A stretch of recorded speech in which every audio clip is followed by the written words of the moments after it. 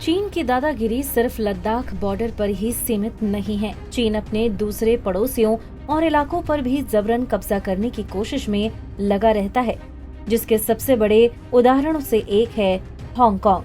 चीन हांगकांग पर अपनी पकड़ और मजबूत बनाने की हर संभव कोशिश में लगा हुआ है और इसी के तहत चीनी सरकार ने पिछले महीने एक बिल पास करके हांगकांग में नया राष्ट्रीय सुरक्षा कानून पारित कर दिया।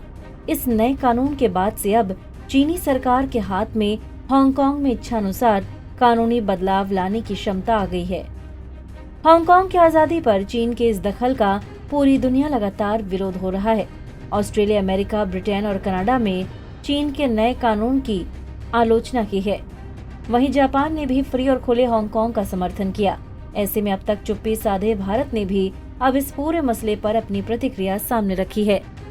बुधवार 1 जुलाई को जिनेवा में संयुक्त राष्ट्र मानवाधिकार परिषद यानी UNHRC में दुनिया में मानवाधिकार स्थिति पर चर्चा के दौरान भारत ने हांगकांग के मुद्दे पर अपनी प्रतिक्रिया सामने रखी।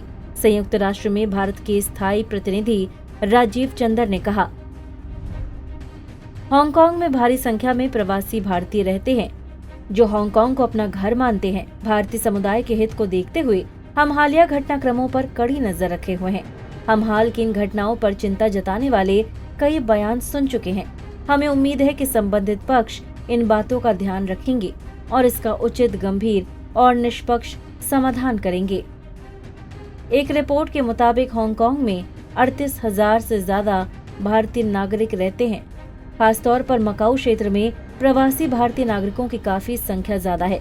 ऐसे में चीन द्वारा वहां के लोगों की नागरिकता के लिए गए फैसले का असर वहां रहने वाले भारतीयों पर भी पड़ेगा। इधर हांगकांग में इस विवादित राष्ट्रीय सुरक्षा कानून लागू होने के बाद से ही भारी विरोध प्रदर्शन शुरू हो गए हैं।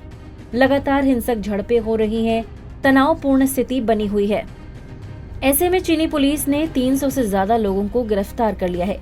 वैसे कोई पहली बार नहीं है कि जब भारत चीन की वन चाइना पॉलिसी को लेकर अपना विरोध जाहिर किया हो। इससे पहले मई के महीने में ताइवान की नई राष्ट्रपति के शपथ ग्रहण समारोह में भारत की तरफ से 2 प्रतिनिधि शामिल हुए थे।